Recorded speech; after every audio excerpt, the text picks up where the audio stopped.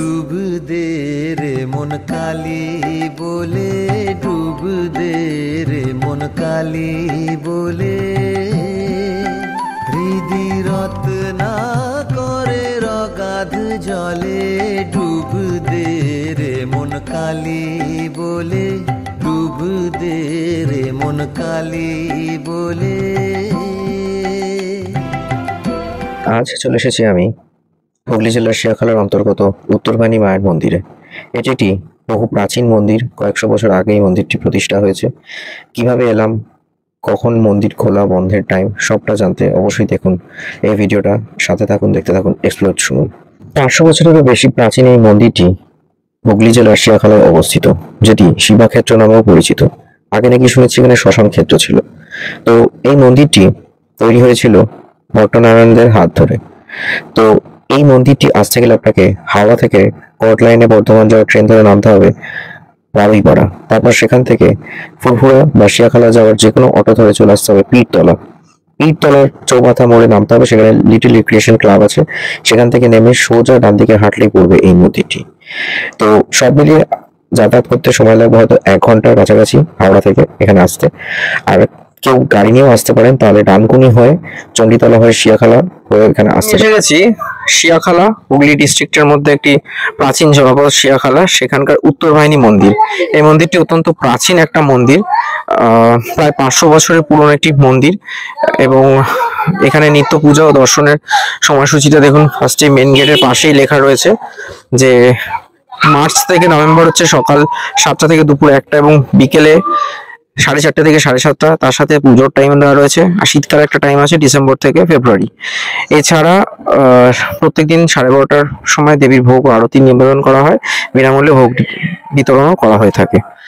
তো চলুন এবার মন্দিরের ভেতরটায় যাওয়া যাক। এটা এখানকার একটা প্রাচীন মন্দির।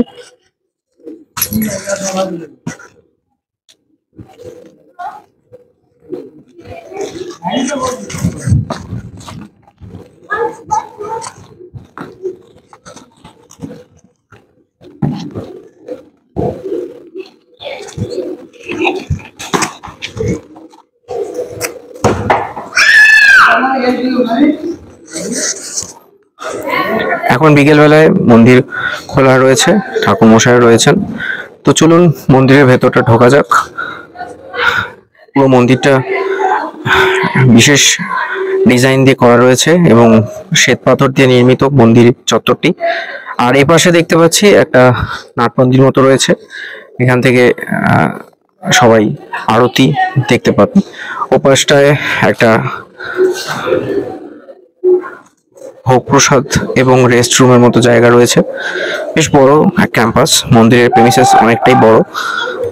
5টি খিলান বিশিষ্ট এই মন্দিরের সামনের দালানটি বেশ সুন্দর, উপরে টেরাকোটার কাজ রয়েছে। আর ব্যাকে দেখতে পাচ্ছেন একটি নাট মন্দির রয়েছে, যেখানে দু সাইডে 5টি খিলান বিশিষ্ট মোট 10টি খিলানের উপর একটি কড়িবর্গার উপর নির্মিত নাট মন্দির। বোঝাই যায় যে মন্দিরটি বহু প্রাচীন, বহু সময় ধরে এর ইতিহাস যেন এখনো বয়ে চলেছে। এবার আসি মন্দিরের ইতিহাস সম্বন্ধে। আজ থেকে বেশ কয়েকশো বছর আগে মুর্শিদাবাদের যে নবাব ছিলেন, তার একজন মন্ত্রী পরিষদের মধ্যে পড়ছেন পুরন্দর খাঁ। তিনি ঠিক করেছিলেন যে হুগলি জেলার শিয়াখালায় এসে বসবাস করবেন। সেই মতো তিনি কনৌজ থেকে 80 ঘর ব্রাহ্মণকে নিয়ে আসেন এখানে বসবাস করার জন্য। তো সেই শাণ্ডিল্য গোত্রের মধ্যে সে সমস্ত ব্রাহ্মণরাই এখানে থাকতে শুরু করে। তাদেরই এক সন্তান রাজনারায়ণ, তিনি পড়াশোনা করে একটা মনোযোগী ছিলেন না, বাবার কাছে বকা খেতেন। এরকমই একদিন হঠাৎ করে তার বাবা তার স্ত্রীকে বলেন যে ছেলেকে ছাই খেতে দাও। তখন তিনি ভাতের সাথে কিছু ভস্য খাবারের সঙ্গে দেন। সেটি দেখে তিনি বড়ই দুঃখ পান এবং ঠিক করেন যে তিনি সামনের এই বয়ে চলা কৌশিকী নদীতে ঝাঁপ দেবেন। এবং রাতের অন্ধকারে তিনি যখন তাতে আত্মহত্যা করতে যান, সে সময় একজন নারী কণ্ঠে তাকে বলেন, তুই মরবি কেন, তুই বরং আমাকে এই নদীগর্ভ থেকে তুলে মন্দিরে প্রতিষ্ঠা কর। সেইখান থেকেই তিনি একটি কালো পাথর তুলে আনেন এবং তা প্রতিষ্ঠা করেন, যা পরবর্তী সময় বিশালাক্ষী নামে পরিচিত হতে থাকে। মূলত এই শিয়াখালা হচ্ছে শ্মশান ক্ষেত্র বা শিবাক্ষেত্র। এখানে পরবর্তী সময় একটি মৃন্ময় মূর্তি, যেটি বর্তমানে পুজো করা হচ্ছে, তা প্রতিষ্ঠা করা হয় এবং তারপর থেকে বিশালাক্ষী রূপেই পুজো হয়ে থাকে। ঠাকুরকে দেখতেই পাচ্ছেন যে বিশেষ রূপে তিনি রয়েছেন দ্বিভুজা ঠাকুর বা মূর্তি, এবং তার নিচে রয়েছেন মহাদেব এবং তার একটি পা রয়েছে বটু ভৈরবের উপর। এছাড়াও একজন অসুরেরও মৃতমুণ্ড মহাদেবের বুকের উপর রয়েছে। এই দ্বিভুজা বিশিষ্ট ঠাকুরের এক হাতে রয়েছে খড়গ আর এক হাতে রয়েছে রক্তমাখা বাটি। সারা বছর নিত্য পুজো হয়ে থাকে সকাল বিকেল। মূলত 16ই আষাঢ় বাৎসরিক উৎসব হয়ে থাকে। আর দুর্গাপুজোর পর দশমী তিথিতে হয়ে গেলে একাদশী তিথিতে শুক্লপক্ষে সেই দিন ঠাকুরের ঘট পুনঃপ্রতিষ্ঠা করা হয়ে থাকে। এখানে মন্দিরের ইতিহাস দেওয়া রয়েছে প্রায় 400 বছরের পুরনো এই মন্দিরটি শিবাক্ষেত্র, যেটা এখন বর্তমান নাম হচ্ছে শিয়াখালা। এই গ্রামের শাণ্ডিল্য গোত্রীয় ভট্টনারায়ণ বংশধর জনৈক সাধক প্রবর কৌশিকী নন্দীগর্ভে, বর্তমানে যেটা এখন মিশে গেছে, সেইখান থেকে এই মা উত্তরবাহিনীর শিলামূর্তিটি পেয়েছিলেন। তারপর পরবর্তী সময়ে নদী তীরবর্তী শ্মশান ক্ষেত্রে দেবীর অনুরূপ একটি মৃন্ময় মূর্তি প্রতিষ্ঠা করা হয়। মানে এখানে আসে যে মৃন্ময় মূর্তির জন্য এখানে শ্মশানের ধারে এটা তৈরি করা হয়েছিল। তারপর এই মৃন্ময় মূর্তি বহুবার সংস্কার করা হয়েছে এবং পূর্ব সংস্কার অনুযায়ী সংস্কার যতদূর সম্ভব সংগৃহীত রয়েছে। তো বর্তমানে যেটা জানা যাচ্ছে যে জগৎমোহন চক্রবর্তী 1248 সালে এই মন্দিরটি সংস্কার করেছিলেন শেষবারের মতো। আর 1420 সালে নব সংস্করণ হয়েছিল, যেটা দেখতেই পাচ্ছেন যে একটা নতুন রঙের প্রলেপ পড়েছে।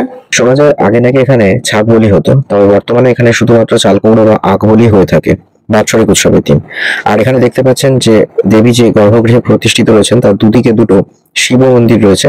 এই শিব মন্দিরের বাঁদিকেটির নাম হলো বানেশ্বর, যেখানে শিবরাত্রি এবং নীলের পুজো হয়ে থাকে। শিবরাত্রির দিন বহু ভক্তরা তীর্থযাত্রী আসেন জল ঢালতে।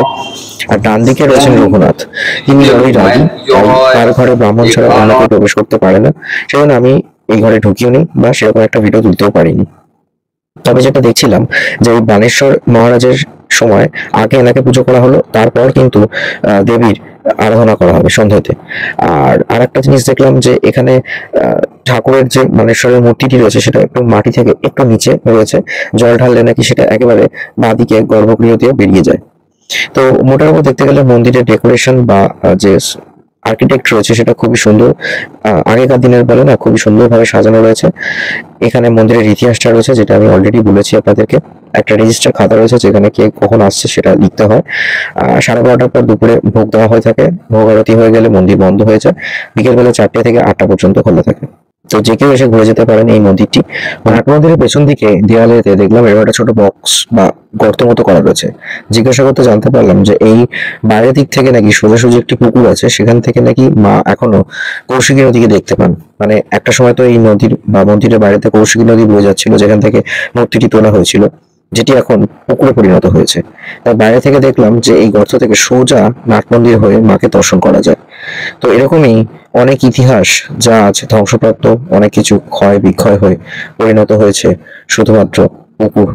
এই যে দেখছেন, যে বললাম বাইরে থেকে এখান থেকে সোজাসুজি এই গর্ত থেকে মাকে দেখা যায়। আর মা এখনো সেই উত্তর দিকে মুখ করে রয়েছেন, তাই ঠাকুরের নাম উত্তর বাহিনী। পশ্চিমবঙ্গের এই হুগলি জেলায় বহু প্রাচীন মন্দির রয়েছে যা আজও ইতিহাসকে বহন করে চলেছে, যার মধ্যে অন্যতম হলো এই উত্তর বাহিনী মন্দির। তো যে কেউ এসে ঘুরে যেতে পারেন এই মন্দিরটি নির্দিষ্ট সময়ের মধ্যে। ভিডিওটা কেমন লাগলো অবশ্যই জানাবেন। দেখতে থাকুন চ্যানেলের বাকি ভিডিও, যেখানে পশ্চিমবঙ্গের নানা উৎসব, মেলা, মন্দির সম্বন্ধে আমি ভিডিও করে থাকি। ভালো লাগলে অবশ্যই চ্যানেলটা সাবস্ক্রাইব করুন। দেখতে থাকুন চ্যানেলের বাকি ভিডিও।